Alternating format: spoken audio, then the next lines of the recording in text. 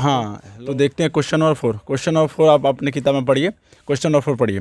दिया हुआ है समकोण त्रिभुज ए बी सी, मतलब एक त्रिभुज है जिसका नाम ए बी सी है और समकोण है, और दे रहा है में, मतलब समकोण त्रिभुज ए बी सी में कोण सी समकोण है। कोण सी समकोण मतलब कोण सी समकोण मतलब कोण सी जो होगा वो 90 डिग्री होगा, ठीक है।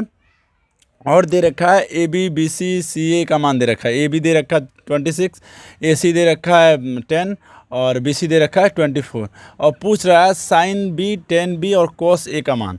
मतलब दो एंगल पे ध्यान दीजिए आप, एंगल दो दे रखा है। पूछ रखा है, क्या पूछ रखा है क्वेश्चन में पूछ रहा है साइन बी, टेन बी और कॉस ए।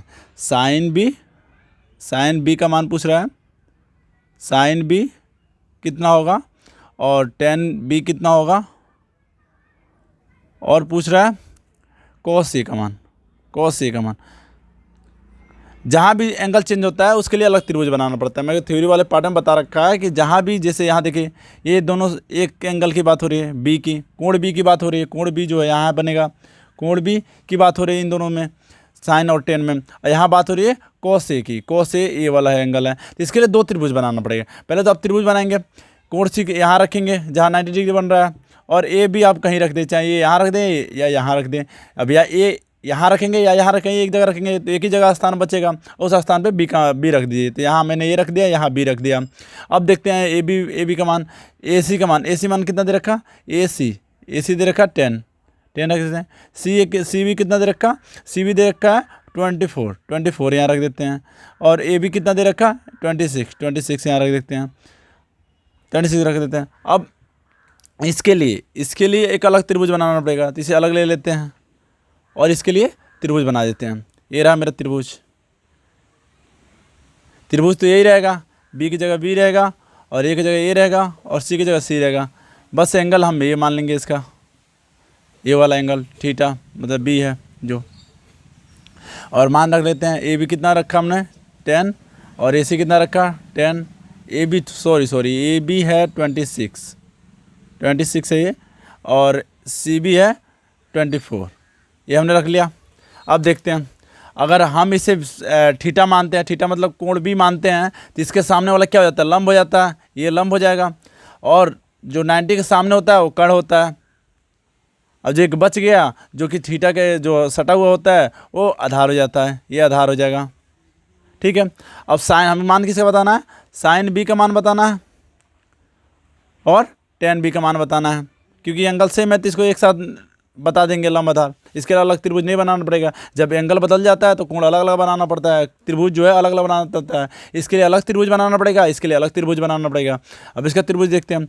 साइन बी का फॉर्मूला क्या होता है, साइन बी का फॉर्मूला होता है लंब बटे आधा कर्ण, लंब बटे क्या होता है कर्ण। अब लंब का मान रखते हैं, लंब का मान कितना दे रखा 10 और कर्ण का मान कितना दे रखा 26, ये हो जाएगा एक आंसर मेरा। अब कितना बताना है, टेन बी का मान बताना है। तो टेन बी का फॉर्मूला क्या होता है, लंब बटे आधार होता है। अब ये लंब का मान रखेंगे, लंब का मान 10 है, आधार कितना है 24, एक आंसर हो जाएगा, दो आंसर निकल गया। अब इसके लिए अलग त्रिभुज बनाना पड़ेगा क्योंकि एंगल यहाँ चेंज है। अब इसके लिए अलग त्रिभुज बनाते हैं, ए सी बी, तो ये 90 है और यहाँ ए बी का मान दे रखा 26 और ए सी का मान भी 10 दे रखा और ये 24 दे रखा।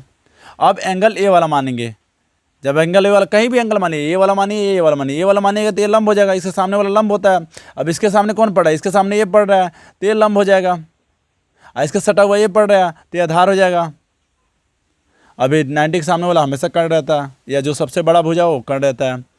तो कॉस से का मान, कॉस का फॉर्मूला क्या होता है, कॉस का फॉर्मूला क्या होता है, कॉस का फॉर्मूला होता है आधार बटे कर्ण। तो आधार कितना दे रखा है इसमें, आधार है 10, तो आधार की जगह आधार रख दें 10, और कर्ण कितना है, कर्ण दे रखा 26, ये हमारा एक आंसर हो जाएगा। हाँ, तो क्वेश्चन नंबर दोस्तों 5 देखते हैं। क्वेश्चन नंबर 5 पढ़िए आप अपनी किताब में। दिया हुआ है त्रिभुज ए बी सी में कोण बी समकोण है। त्रिभुज ए बी सी, इसे त्रिभुज पढ़ते हैं हम, आपको हर एक वीडियो में बता रहे हैं, इसे त्रिभुज पढ़ते हैं। इसे आप जहाँ भी लगा हो उसे आप त्रिभुज पढ़िए, आगे जहाँ भी लगा हो त्रिभुज ए बी सी मैं बोल रहा है बी समकोण है, बी समकोण मतलब बी 90 डिग्री है, बी 90 डिग्री। और क्या बोल रहा है, ए बी बराबर बी सी, ए बी बराबर बी सी इक्वल टू 1, मतलब ए बी भी 1 है और बी सी भी 1 है, दोनों का मान 1 दे रखा और ए सी दे रखा √3। और पूछ रहा है साइन ए tan सी। यहाँ एंगल पर ध्यान दीजिए, यहाँ सी है यहाँ ए है, दोनों के लिए अलग अलग त्रिभुज बनाना पड़ेगा। जैसे कि मैं थ्योरम पार्ट में समझा रखा है, जहाँ भी एंगल चेंज हो उसके लिए अलग अलग त्रिभुज बना लीजिए और आसानी सॉल्व कीजिए, सारा क्वेश्चन आसानी से होगा। अब देखते हैं, ये हमारा त्रिभुज है, त्रिभुज बनाना तभी तक तो आपको आ ही गया होगा। कोण बी 90 के सामने वाला सबसे बड़ा होता है √2 AC, या इसे कर्ण बोलते हैं।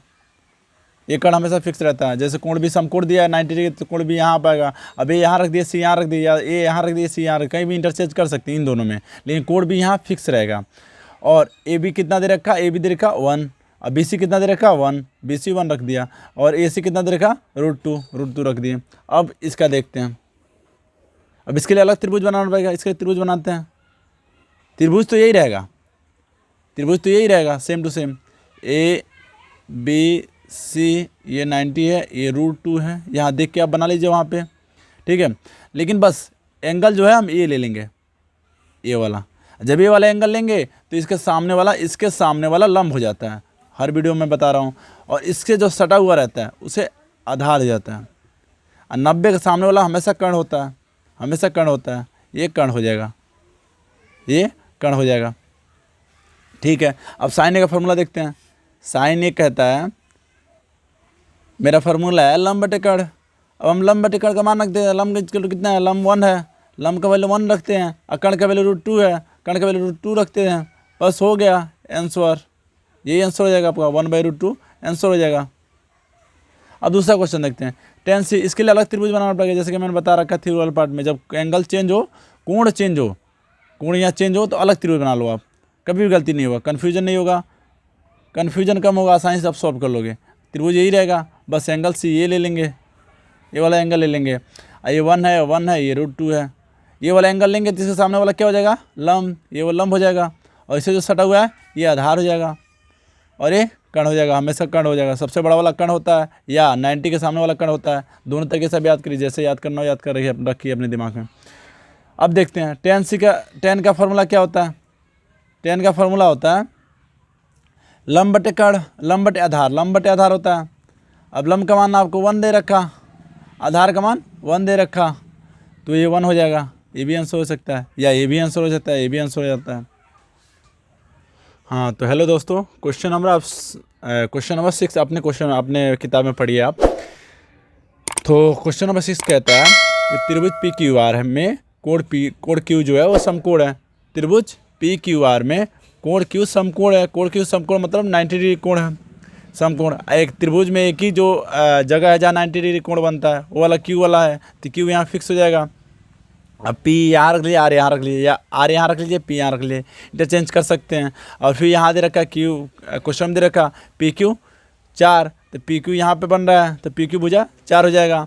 और QR दे रखा 3 क्वेश्चन में, तो QR 3 हो जाएगा, QR यहाँ बन रहा है। और PR दे रखा 5, तो PR 5 हो जाएगा, यहाँ बन रहा है। अब देखते हैं, अब पूछ रहा है cos P tan P का मान बताइए और cos R का मान बताइए, इन तीनों का मान बताना है। अब यहाँ तो एंगल अलग है, ये दोनों सेम है, इसको एक साथ ले लेते हैं, और ये अलग एंगल है, अलग कोण है, इसे अलग लेते हैं। एंगल को हिंदी में कोण बोलते हैं, इसे अलग लेते हैं। जब अलग लेंगे तो अलग अलग त्रिभुज बनाना पड़ेगा, इसके लिए त्रिभुज बनाते हैं। त्रिभुज तो यही रहेगा, PQR, और ये 90 है, और ये 5 हो जाएगा, और ये 4 है, ये 3 है, क्वेश्चन में याद दे रखा 4 3 5, ठीक है। अब देखते हैं, अब यहाँ P कोण लेना पड़ेगा, कोण P ये है। अब जब कोण P ये लेंगे तो ये लंब हो जाएगा, इसके सामने वाला लंब हो जाता है, ऐसे जो सटा हुआ है वो आधार हो जाता है, और इसके सामने वाला हमेशा 90 डिग्री के सामने वाला कर्ण होता है, ठीक है। अब cos P का मान,